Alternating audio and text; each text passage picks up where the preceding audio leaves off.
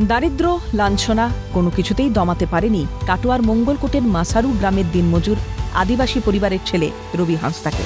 সন্তোষ ট্রফিতে 1 dozen goal করে এবং বাংলাকে চ্যাম্পিয়ন করার সুবাদে শুধু রাজ্যে নয়, দেশের ফুটবল প্রেমীদের কাছে রবি এখন পরিচিত নাম। সম্প্রতি বর্ধমান জেলা প্রশাসনের উদ্যোগে বর্ধমান টাউন হলে তাকে সংবর্ধনা জানানো হয়। উপস্থিত ছিলেন রাজ্যের প্রাণী সম্পদ উন্নয়ন মন্ত্রী স্বপন দেবনাথ, জেলা শাসক, পুলিশ সুপার সহ আরও অনেকে। সেখানে স্বপনবাবু বলেন, বাঙালির জীবনে ফুটবল আঙ্গাঙ্গিভাবে জড়িত। বর্ধমানের সন্দীপ নন্দী ফুটবল একটা নাম, বর্ধমানের ছেলে বাগনাপাড়ার কালনার আমার কেশবপুরের বিদেশ একটা নাম, বিদেশ ঘোষ, সুবীর ঘোষ, এরা কিন্তু বর্ধমানের প্রোডাক্ট। তেমনি আবার এতদিন পর আবার রবি আমাদের আবার মুখ উজ্জ্বল করলো। রবির জন্য আবার গর্ব অনুভব করি। ও ভবিষ্যতে ইন্ডিয়ার টিমের জার্সি পড়ুক, শুধু তাই নয় অধিনায়ক হোক, এটাও চাইব।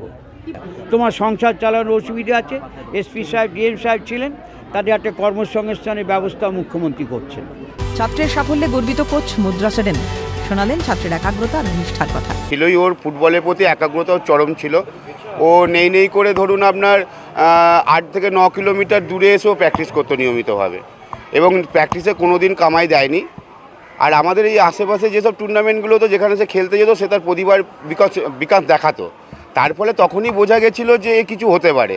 আর ওর বাবাও ফুটবলটা খেলতো, বাবাও যেতে পারেনি, বাবারও ইচ্ছা ছিল, সেই সুপ্ত বাসনাটা ছেলের প্রতি থেকে করেছিল। আর ওর একটা প্রতিভা ছিল, সেইটাকে শুধু আমার পথ দেখানোর ব্যাপার ছিল, একটু ঘষে মেজে তৈরি করে ওকে একটা পথ দেখিয়ে দেওয়া, যেটা পরবর্তীকালে ও অ্যাচিভমেন্ট করতে পারে। তার ফলে আজ বাংলার বুকে এই সন্তোষ ট্রফিটাও এনে দিতে পেরেছে।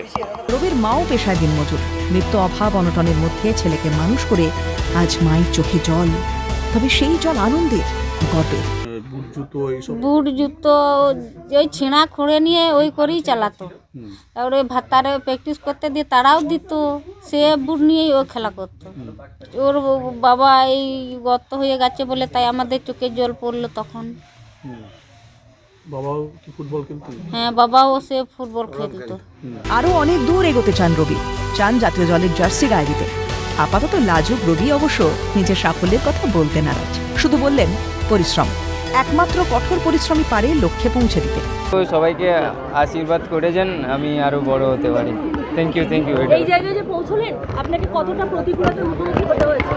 একটু পরিশ্রম, অনেক পরিশ্রম। এটা পরিশ্রম বলতে গেলে অনেক সময় লাগবে, এত তাড়াতাড়ি হবে।